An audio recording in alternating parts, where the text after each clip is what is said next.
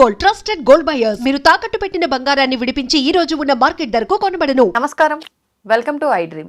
ధర్మ మార్గం విత్ విజిత కార్యక్రమానికి స్వాగతం. ప్రస్తుతం మనతో పాటు ఉన్నారు లలిత ఉపాసకులు, ప్రముఖ జ్యోతిష వాస్తు పండితులు శ్రీ శ్రీ శ్రీ నానాజీ పట్నాయక్ గారు. ఇప్పుడు వారితో మాట్లాడదాం. నమస్కారం అండి. శ్రీమాత్రే నమః. సాధారణంగా చనిపోయిన మన ఇంట్లో ఎవరైనా చనిపోయినప్పుడు అది కొత్తగా అయినా సరే, చాలా కాలం అయినా సరే, తరచూ కల్లోకి వస్తుండడం అనేది చూస్తూ ఉంటాం. అంటే ఇలా కల్లోకి వస్తున్నారు అని అంటే మనకి ఏదన్నా తెలియజేస్తున్నారు అనుకోవాలా? అసలు దీన్ని ఏ రకంగా తీసుకోవాలండి? మంచి ప్రశ్న వేశారండి. 3 రకాలుగా వస్తారండి వాళ్ళు కళలోకి. ఒకటి, దివ్య శరీరాలు దాల్చి బాగా మంచి వెలుగ్గా ఉంటూ ఆనందంగా నవ్వుతూ వస్తారు, అదొక సంకేతం. కొన్నిసార్లు దీనంగా ఉంటూ మాసిన శరీరాలు, చిరిగిన వస్త్రాలతో వస్తారు. మూడోది, వాళ్ళు ఏదో సైగ చేస్తూ ఉంటారు, అంటే అక్కడ వాళ్ళు ఏదో చెప్పబోతున్నారని అర్థం. దివ్య శరీరాలతో వస్తున్నారంటే దే ఆర్ హ్యాపీ, చాలా ఆనందంగా ఉన్నాము, వాళ్ళ యొక్క అనుగ్రహం మీ మీద చాలా బాగుంది అని అర్థం. ఓకే, అంటే ఇలా మెరుస్తున్నట్టుగా వస్తారు.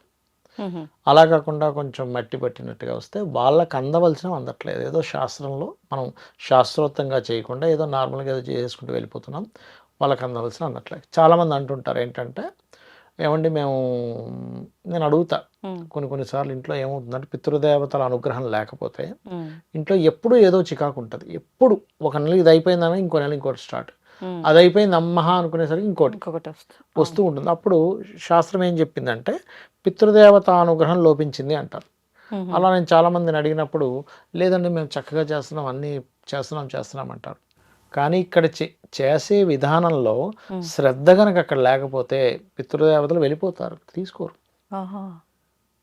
అస్సలు తీసుకోరు. మీరు ఇచ్చేది ఏమీ పుచ్చుకోరు, మీ పిండ ప్రధానాలు తొక్కలేదు, వెళ్ళిపోవడం వాళ్ళ పని.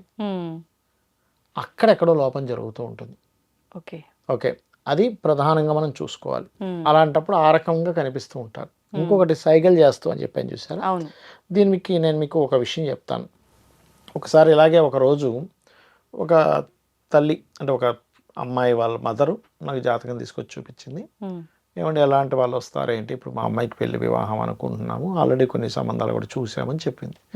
నేను చూసి, ఇప్పుడైతే ఉందమ్మా, 6 monthsలో ఉంది, ఇలాంటి ఉద్యోగం చేసే వ్యక్తి లక్షణాలు ఇలాంటి వాళ్ళు వస్తారు, కాకపోతే ఇప్పుడున్న కాంబినేషన్లో రాహు ప్రభావం ఉంది అమ్మాయికి సప్తమం మీద. కాబట్టి మీరు ఏం చేస్తారంటే, కొంచెం ఎవరికైతే మీ అమ్మాయిని ఇస్తున్నారో వాళ్ళ యొక్క బ్యాక్గ్రౌండ్ కంప్లీట్గా తెలుసుకోకుండా మాత్రం చేయకండి. మోసం జరిగే ఛాన్స్ ఉంది. ఎలా ఉంటుందంటే, కొంతమందికి వివాహ జీవితంలో వివాహం అయినప్పటి నుంచి టాప్ రేంజ్కి వెళ్ళే యోగాలు ఉంటాయి, ధనయోగం యాక్టివ్ అవుద్ది. ఇంకొంతమందికి విదేశాల్లో నివసించిపోయే యోగం ఉంటుంది. మరికొందరికి గొడవలు ఉంటాయి వివాహం తర్వాత నుంచి. మరికొంతమందికి ఏమో రిలేషన్స్ ఇంకా బాగా పెరగడం, వివాహం తర్వాత ఇంకేదైనా చదివి గొప్ప స్టేజ్కి వెళ్ళడం. కొంతమంది చూడండి IAS IPSలు కూడా అయిపోతారు. అలాగా ఎడ్యుకేషన్ పరంగాను, కెరియర్ పరంగాను, బిజినెస్ పరంగాను గ్రోత్ ఉంటుంది కొంతమందికి. ఆఫ్టర్ మ్యారేజ్ తర్వాత యాక్టివ్ అవుతాయి.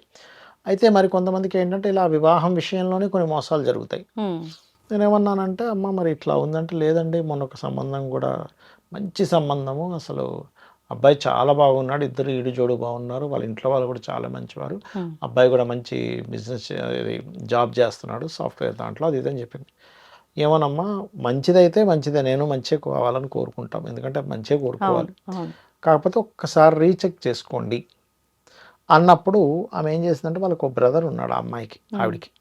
వాళ్ళ బ్రదర్ని పంపించింది. ఆయన చాలా షార్ప్, అంటే మొత్తం ఇంక అసలు ఆవులిస్తే పేగు లెక్క పెట్టేసే రకమైన, అంటే అంత షార్ప్ అని నేను చెప్పడం, దట్ ఈస్ నాట్ నెగిటివ్. ఆయన వెళ్ళి వాళ్ళ ఆఫీస్లో ఎంక్వైరీ చేసేసాడు, అక్కడ సర్కిల్ని పట్టుకొని వాళ్ళ ఇంటి చుట్టుపక్కల మొత్తం ఎంక్వైరీ చేస్తే అసలు ఎటువంటి విషయం బయటపడిందంటే, ఆ అబ్బాయి వివాహం ఇంకొక అమ్మాయిని చేసుకొని సీక్రెట్గా చేసుకొని వదిలేశాడు. సీక్రెట్గా చేసుకుని వదిలేసాడు. నీకు నాకు సంబంధం లేదు, ఇంట్లో ఒప్పుకోవట్లేదు, నేను ఏదో అనుకున్నా, ఇంట్లో ఒప్పిద్దాం అనుకున్నా, కుదరట్లేదు, బాయ్ బాయ్ అని చెప్పేశాడు. ఆమె పెద్ద గొడవ చేసింది ఆఫీస్లో, ఒకసారి వచ్చి ఇంటికి వచ్చి గొడవ చేసింది, పోలీస్ స్టేషన్లో కేసు పెట్టింది. అది ఆల్రెడీ నడుస్తుంది. ఆ విషయం వాళ్ళు ఈ అమ్మాయికి వీళ్ళకి చెప్పలే, సైలెంట్గా. వాళ్ళ ఇంట్లో వాళ్ళకి తెలుసు కానీ చెప్పలేదు. ఏదో సైలెంట్ చేసేద్దాము, US పంపించేద్దాము, అక్కడ ఉంటుంది, ఏం తెలుస్తుంది, అంతే, తెలీదు అని అనుకున్నారు. ఈ విషయం మొత్తం ఎంక్వైరీలో బయటపడింది. బయటపడ్డాక అమ్మ బాబోయ్ ఏమిటిది అని అనుకుంది. అయితే ఆ రోజు ఏమైందంటే చెప్తా వినండి. ఆ రోజు యాక్చువల్గా అది జాగ్రత్తగా చూసుకోండి అమ్మా అనేటప్పుడు ఆమె ఒక మాట అన్నది నాతో. ఏమనండి? సార్ నాకు ఈ 3-4 రోజుల నుంచి సంబంధం సెట్ అయిన 3-4 రోజుల నుంచి అంటే మేము అనుకుంటున్నాం ఈ సంబంధం అని. ఇక నిశ్చితార్థం కూడా ఆల్మోస్ట్ దగ్గర ఇదైపోయింది. కాబట్టి అనుకుంటున్నప్పటి నుంచి కూడా మా మదర్ ఫాదర్ అంటే ఆ అమ్మాయి యొక్క మదర్ ఫాదర్ ఎవరైతే ఈ పిల్ల యొక్క తల్లి మదర్ ఫాదరు కలలోకి వచ్చి ఏదో ఇలా ఇలా ఇలా ఇలా చేతులు చూపిస్తున్నారు, వద్దు వద్దు అన్నట్టుగా. నాకేమో అది అర్థం కావట్లే అన్నప్పుడు నాకు అప్పుడు స్ట్రైక్ అయింది, లేదమ్మా సంథింగ్ పితృదేవతలు కూడా చెప్తున్నారు మీకు, అంటే మీ మదర్ ఫాదరే కల్లోకి వచ్చి చెప్తున్నారు అంటే సంథింగ్ ఈజ్ గోయింగ్ రాంగ్, కాబట్టి ఇంకా ఖచ్చితంగా చేయించుకోండి, తప్పే ఉంది, ఇప్పుడు మీకు పోయి నష్టమేం లేదుగా. అవును, ఇప్పుడు మంచిదే అని తెలిసింది అనుకోండి హ్యాపీ, లేదు ఇబ్బంది ఉన్నది చూపిస్తుంది అన్నప్పుడు ఇది బయటపడింది. అందుకని మన వాళ్ళు పితృదేవతలకు చేయాలి అంటారు. వాళ్ళు ఇండైరెక్ట్గా ఆర్ డైరెక్ట్గా మనకు వాళ్ళు ఏదో రూపంలో ఒక్కోసారి చూడ మనకి వెళ్ళేటప్పుడు యాక్సిడెంట్ మిస్ అవుద్ది, ఇప్పుడు అసలు తప్పింది అనుకుంటాం, ఏంటి అసలు నేను ఇట్లా నడిపినా నాకే అర్థం కావట్లేదు, ఇట్లా మిస్ అయింది ఏంటంటాం. మీరు జరిపింది కాదది, మీరు ఉపాసించే దేవత లేకపోతే మీ పితృదేవతలు వచ్చి మిమ్మల్ని కాపాడారు. అక్కడ నీళ్ళలో పడిపోయాడు బతకడానికి టక్కని తీస్తారు, అక్కడికి ఒక శక్తి వచ్చి మిమ్మల్ని కాపాడుతుంది. దీని గురించి శాస్త్రంలో చాలా స్పష్టంగా కొన్ని గైడ్ లైన్స్ ఉన్నాయి స్వప్న శాస్త్రానికి. మన వాళ్ళు అంటుంటారు, ఇప్పుడు ఏ సైంటిస్టులైనా డాక్టర్లైనా ఏమంటారు, మీరు పొద్దున చూసిందే నైట్ కల్లోకి వస్తుందండి, ఎక్కువ ఏదో ఆలోచిస్తుంది. ఈ విషయాన్ని ఎప్పుడో బృహస్పతి స్వప్న శాస్త్రంలో 10,000 సంవత్సరాల క్రితమే రాశాడు ఇది. మీరు గనక పొద్దున్నే చూశారు, ఆలోచించారు, మాట్లాడారు, ఊహించుకున్నారు, అనుమానించారు, అది స్వప్నంలోకి వస్తే దాన్ని తీసుకోకు అని చెప్పారు. Okay okay. ఇప్పుడు కొన్నిసార్లు అంటే పితృదేవతలు అంటే చనిపోయిన వాళ్ళు కల్లో వచ్చి ఇలాంటి ఇండికేషన్స్ ఇస్తూ ఉంటారని చెప్పారు. బతుకున్న వాళ్ళు కూడా కొన్నిసార్లు కల్లోకి వస్తుంటారు, కానీ మనకు అసలు అంటే ఏమి చెప్పినట్టు కానీ ఆ మాట్లాడిన సందర్భం కానీ లేకపోతే ఏదైనా జరిగిన ఆ ఫీలింగ్ ఏ మెమొరీ ఉండదు తెల్లారిన తర్వాత, కానీ ఏదో వచ్చింది పలానా వాళ్ళు వచ్చారు అన్న మాత్రమే గుర్తుంటుంది. అలాంటి సందర్భాల్లో మీరు ఒక మంచి ప్రశ్న వేశారు ఇక్కడ. మొన్న ఒక ఆవిడ పాపం ఒక అమ్మాయి, సార్ వాళ్ళ మదర్ చనిపోయి వచ్చిందట, బాధతో ఉండి నేను ఎప్పుడు కలిస్తే మాట్లాడదామా, బ్రతుకున్న ఆవిడే చనిపోయినట్టుగా వచ్చిందని నాకు చెప్పింది. చాలా మంచిదమ్మా అన్న. అదేంటి సార్ అంటే, అమ్మవారు యాదేవి సర్వభూతేషు స్వప్న రూపేణ సంస్థ, స్వప్న రూపంలో కూడా ఆవిడ ఉంటుంది. మీరు ఎంత ఉపాసన చేస్తే మీరు అనుభవించాల్సిన కర్మ స్వప్న రూపంలో తీసేస్తుంది. యాక్సిడెంట్ అవ్వాలి, యాక్సిడెంట్ అయిన కళ వస్తుంది అంతే. అంటే ఆవిడ దోషం అలా వెళ్ళిపోయింది అనుకోవచ్చు. వెళ్ళిపోయింది. అన్ని సందర్భాల్లో అలా తీసుకోవచ్చు.